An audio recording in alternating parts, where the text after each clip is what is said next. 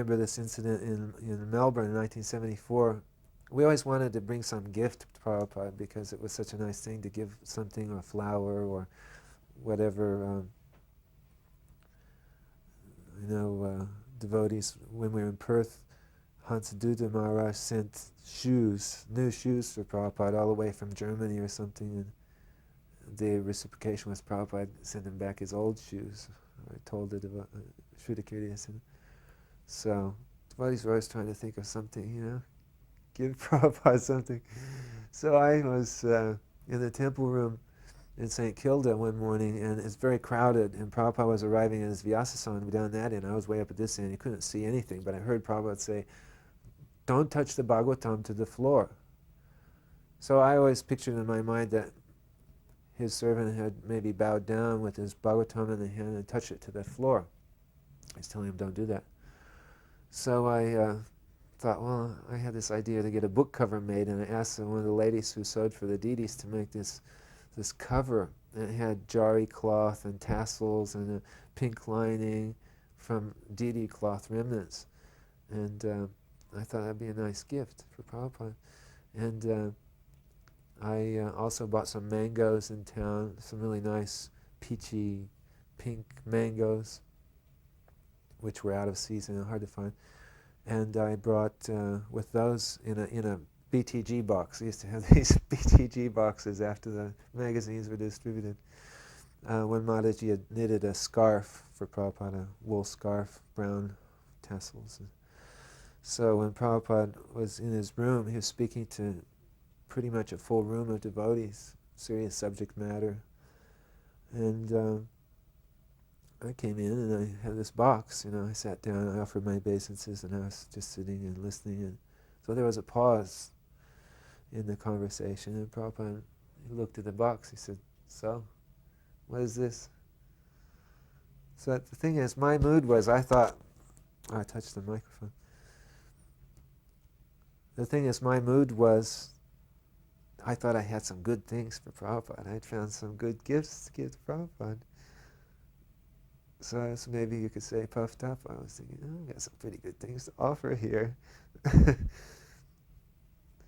So Prabhupada said, "So what is this?"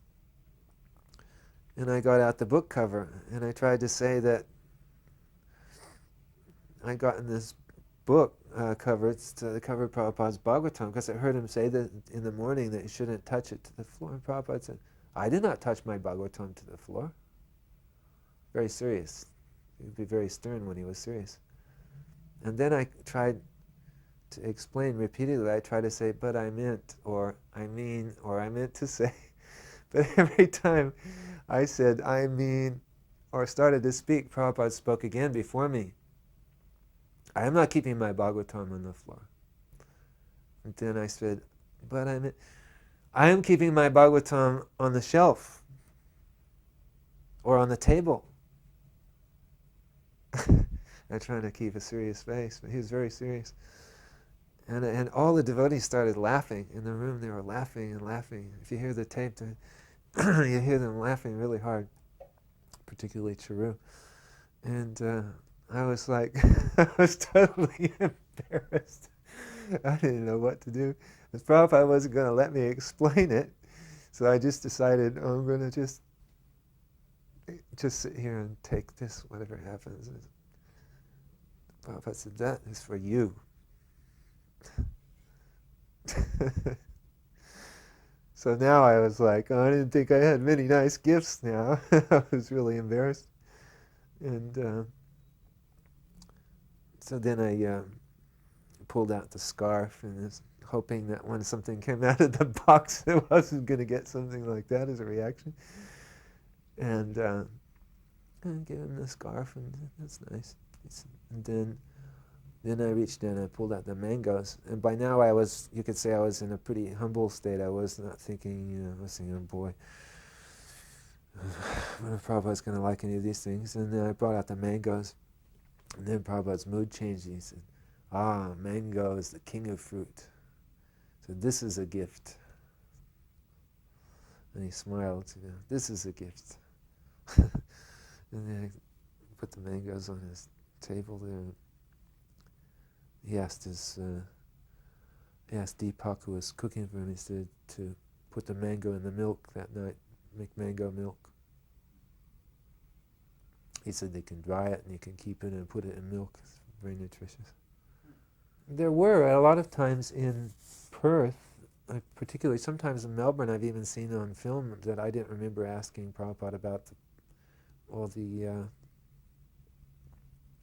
one case I was trying to understand the 8,400,000 species of life, and I asked Prabhupada, are they, those 8 million animal forms and human, 400,000 human, are they on this planet, or are they divided by countries? Does it mean the Chinese, the Japanese, the Americans?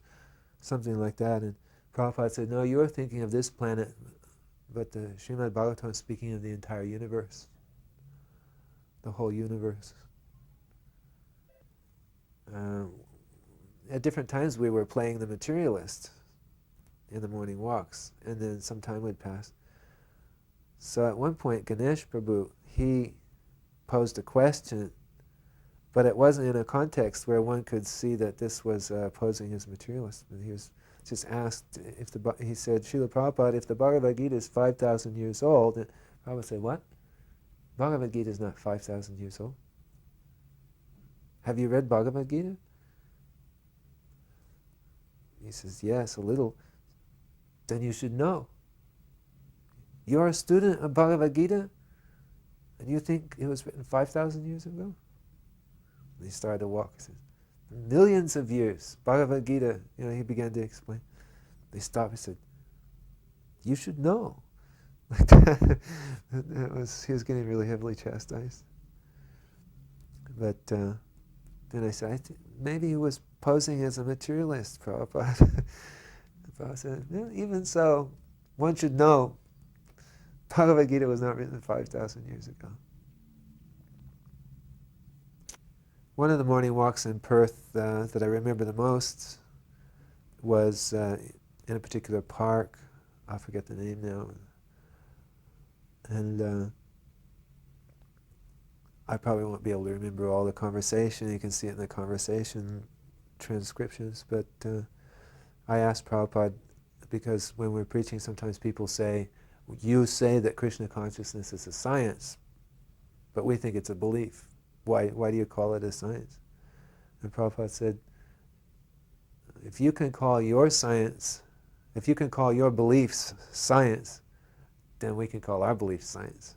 Because what you're calling science is really just belief. For example, you believe that the living entity comes from matter, from chemicals. But where's the evidence? Where's the example of a living entity coming from matter, from chemicals? So it's simply a belief, and you're calling it science. So if you call your belief science, then we can call our belief science. But it went on. It was a very interesting conversation. One day, Ganesh Prabhu, who was in Perth also, he brought his mother and his sister to meet Prabhupada.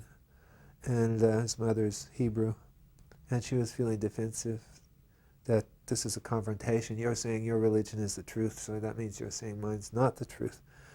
And Prabhupada was reassuring her, saying, it doesn't matter whether one's Hebrew or Christian or Hindu or Jew. If one knows God and loves God, then that is the truth or the proper path. But still she was saying defensive things. And again he said, it doesn't matter, Hebrew, Hindu, Christian, Jew. If you know God and you love God, then that is the truth, that is the path, or something like that. So then she became at ease, and she was comfortable. She didn't feel challenged. She let her defenses down. And then Prabhupada, he had this certain mood. When he was in a certain mood, his eyes would be very soft, and he was very humble, and he said, so, can you tell me who God is?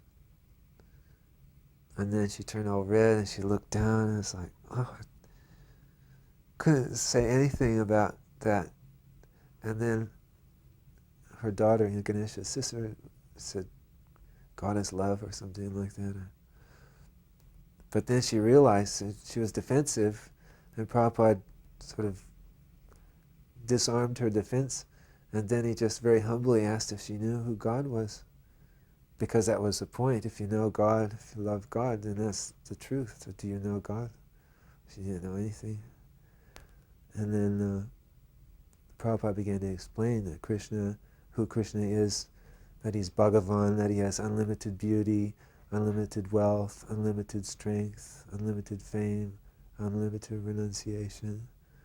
Advaitam achutam aladim alantarupam. He's the original person, and from him unlimited other forms of himself arise, and that he is eternally young, although he's the oldest. Adyan Purana Purusham Navayovanam Cha. He is the oldest of all. He's the original person, but he's eternally young. He never grows old. So then he was just telling her who God is. That was very nice to see the way Prabhupada dealt with her feelings and then just told her who Krishna was in such a way that she could listen.